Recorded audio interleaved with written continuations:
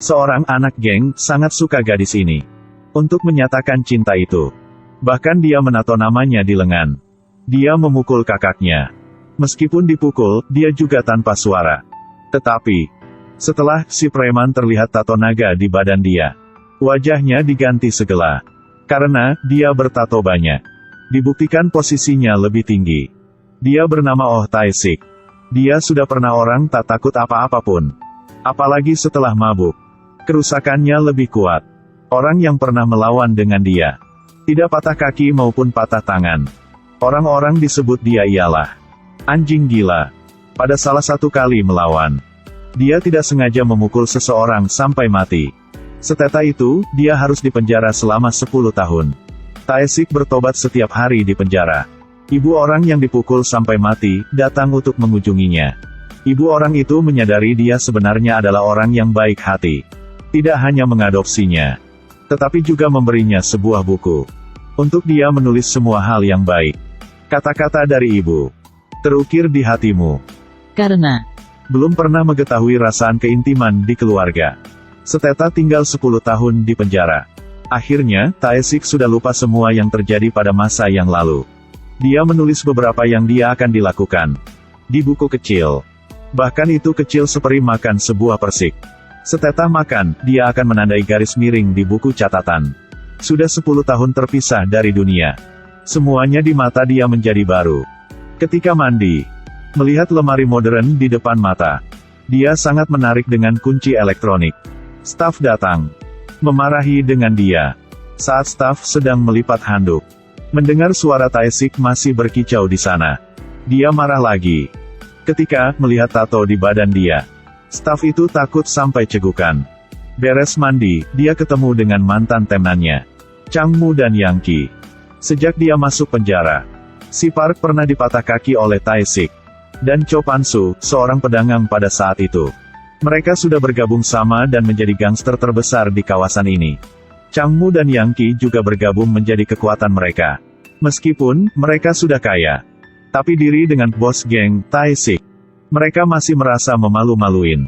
Mereka takut dia akan ditempati kawasannya. Jadi begitu, Tae-sik biasanya diawas dengan orang lain. Setelah kenal dengan teman-teman, Tae-sik kembali. Warung bunga Matahari Ibu Kim. Saat Tae-sik dibebaskan dari penjara, Ibu Kim sangat senang. Untuk selamat datang dia kembali. Saat makan malam, Ibu Kim terus menggulung daging yang dibakar untuk dia makan. Membuatnya hampir tersedak. Putri Ibu Kim yang duduk di samping cemberut mengejek. Karena dia kurang paham. Kenapa ibunya mendapat dia jadi anak angkatnya. Dia tidak mau mengakui saudara ini. Di mata dia hanya orang asing. Untuk menjadi seseorang biasa, Tae-sik ke rumah sakit untuk menghapus tato.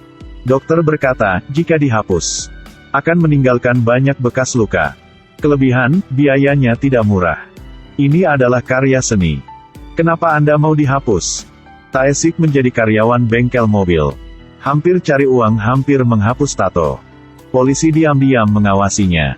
Sekarang dia pada waktu pengawasan, jika apa yang jahat, nanti masuk ke penjara lagi. Di beberapa hari yang dekat, Cho Pan-soo mencalonkan diri sebagai kandidat.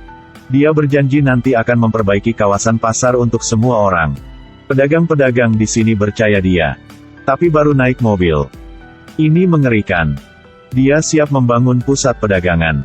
Karena warung bunga Matahari Ibu Kim tidak ingin pindah. Jadi konstruksi masih stagnan dan tidak bisa dilanjutkan. Dia panggil Changmu Yangki datang untuk rapat. Siapa bisa menyingkirkan Ibu Kim pindah warungnya? Nanti beri klub terbesar di kawasan ini untuk mengelola. Changmu tahu Tae-sik dan Ibu Kim berhubungan dekat. Jadi diam dan tidak ide apa-apapun. Ketika Yangki dengar Cho Pan-soo berkata, matanya lep cerah. Dia dan bawahan datang ke warung bunga Matahari. Kelompok gangster mengemudi mobil sampai ke warung bunga Matahari. Masuk warung mulai memusahkan barangan di dalamnya. Tae-sik sedang makan, melihat ini, segera berdiri untuk menghentikan mereka. Saat ini, Yangki membuka tirai dan masuk. Kelihatan mantan bos berada di sini. Dia takut banget. Tae-sik melompat. Ambil kerahnya. Keluar. Ini warung ibu saya.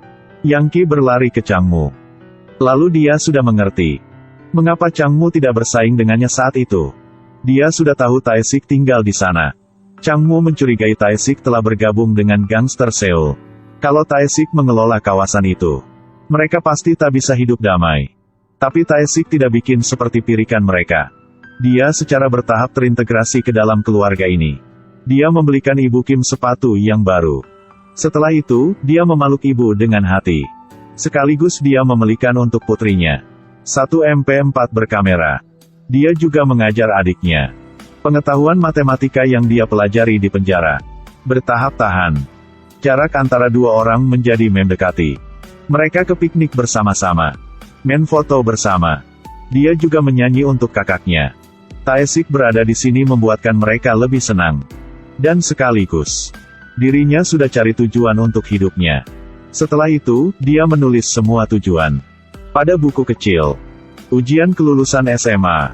Menghadiri universitas yang sama dengan putri Ibu Kim. Sesuatu hari, Cho Pan-soo melewati warung bunga matahari. Melihat warungnya berada di sana, dia marah. Si Park berkata, Changmu dan Yang Ki tidak bisa menyingkirkan Ibu Kim. Karena warung ini ada Oh Tae-sik untuk menjaga. Cho Pan-soo dengar dan marah. Dia ialah raja di kawasan ini. Dia mencari Changmu dan Yang Ki. Tidak peduli kedua Anda memakai cara apa. Harus menyingkirkan rumah Ibu Kim kepindahan. Malam itu, si Park ketemu Tae-sik. Memberitahunya alur dari Cho Pan-soo. Setelah kasih menasihatinya, lebih baik dia mengantar keluarga pindah ke tempat yang lain. Jika tidak, dia dan keluarganya bermasalah. Tidak beruntung, saat dua orang ketemu, bawahan Changmu sudah dilihat. Setelah diketahui cerita ini, Changmu langsung pergi untuk ketemu Yang Ki. Dia pikir Cho Pan-soo bahwa berencana untuk memberikan klub itu si Park akan dikelola. Dua orang memutuskan kerjasama. Changmu berurusan dengan Tae-sik. Sedangkan Yang Ki menangani warung bunga matahari. Pada hari kebesokan, Tae-sik pergi kerja. Yang Ki ke warung bunga matahari untuk mengganggu. Mereka menghancurkan warungnya. Ibu Kim menjaga dan didorong jatuh oleh mereka. Polisi mengawasan dari jarak jauh dan terlihatnya. Oh tahun, saya benci ini. Nunggu sebentar lagi. Putri Ibu Kim melihat warungnya dihancur. Jadi tidak banyak kata. Segala, ambil MP4 memukul Yang Ki. Setelah dia berlari ke warung bengkel mobil untuk memanggil Tae-sik kembali rumah. Tae-sik sampai. Melihat di rumahnya hancur. Changmu kerjasama dengan polisi. Memanggil bawahan-bawahan ke bengkel mobil yang Tae-sik kerja untuk diganggu. Tambahkan sayap ke mobil saya, cepat ya. Maaf. Kami tak bisa bikin ya. Mereka ingin Tae-sik marah untuk memaksanya melawan. Dan memasuknya ke penjara satu kali lagi. Tidak terduga. Sekarang, Tae-sik ingin menjadi orang yang baik. Bahkan karena dia, tuan bengkel mobil juga terlibat. Tae-sik sudah berkata bahwa dia tak melawan akan pasti tak melawan.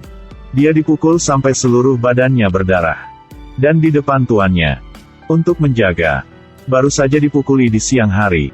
Bahkan sampai malam, dia juga tak bisa istirahat. Anak geng di sekolah menyukai putri Ibu Kim. Ketika dia mendengar bahwa dia dipukuli, dia datang untuk tertawa. Setelah itu, ulangi. Kisah dia membunuh anak Ibu Kim sudah 10 tahun yang lalu. Pada waktu itu, putrinya mendengar kisah ini. Kematian kakaknya, dia tidak mengetahui apapun. Orang yang dibunuh kakaknya. Sekarang orang itu menjadi saudara angkat, itulah penghinaan. Dia mengatasi keterkejutan ini dengan cepat. Di matanya, saudara kandung adalah anak nakal dan tidak baik. Seluruh hari hanya minta uang dari ibunya. Kalau tidak memberi uang, dia akan memukul ibunya. Dia lebih benci kakaknya. Setelah itu, dia memanggil Tae-sik ialah kakak dan mengampuninya. Keesokan harinya, Ibu Kim pergi ke Cho Pan-soo. Ibu menggunakan buku harian untuk mengintimidasinya. Anaknya pada tahun itu dipaksa oleh Cho Pan-soo untuk memukul Oh Tae-sik. Akhirnya, satu orang mati, satu orang masuk penjara. Tidak ada yang tersisa untuk bersaksi. Tetapi anaknya memiliki kebiasaan menulis buku harian. Di buku harian sudah menulis kisah ini. Tetapi dia tidak tahu bahwa buku harian ini sudah merugikan seluruh keluarganya. Keesokan harinya, putrinya pergi ke sekolah. Dan mematahkan kepala dengan batu bata. Ibu Kim pergi ke rumah sakit. Melihat putrinya dalam keadaan koma dan menyalahkan diri. Seorang yang kecil seperti ibu. Bagaimana Anda bisa menolak dengan bos gangster? Ibu memutuskan menjual warung bunga matahari. Malam, Tae-sik menurut Ibu Kim datang ke tempat Cho Pan-su untuk bicara dengannya. Cho Pan-su tertawa, ingin pergi juga bisa. Tapi harus ketinggalan satu lengannya. Untuk menjaga keluarganya. Tae-sik tanpa ragu-garu setuju dengan permintaan ini. Untunglah, si Park sudah lembut. Tendonnya tidak patah, hanya terluka aja. Buku harian di tangan Ibu Kim. Ancaman mutlak bagi Cho Pan-su. Oleh karena itu, dia memintakan Changmu pergi ke rumah dan membunuh Ibu Kim.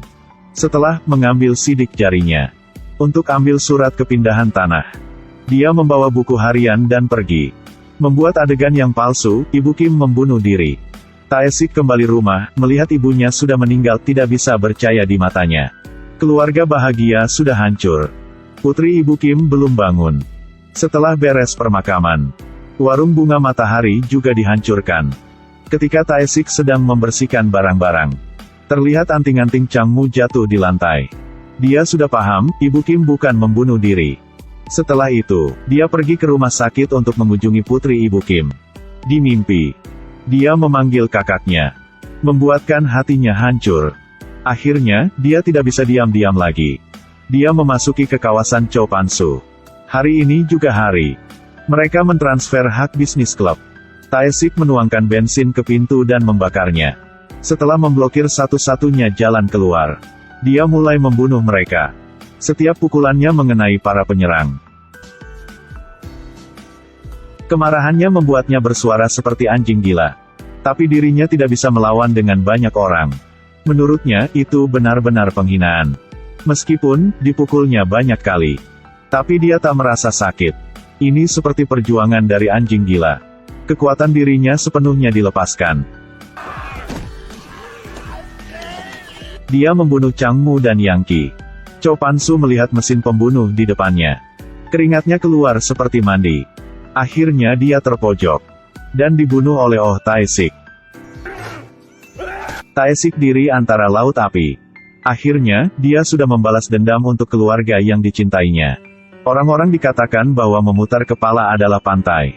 Tapi sebenarnya, sebagai seorang gangster, siapapun tak ingin jadi gitu.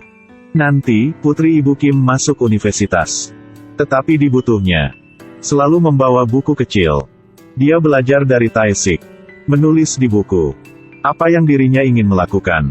Lelaki yang jahat sudah diganti. Satu hati ingin menghadap matahari, tapi mengapa begitu sulit? Buku harian ialah kehidupan. Adalah sisi jahat dari kepribadian manusia, dan juga orang-orang yang kesalahan. Ada semacam tragedi. Sebagai bunga matahari mekar pada malam. Ayo like dan share video itu ya. Nanti ketemu kalian pada video yang terus ya.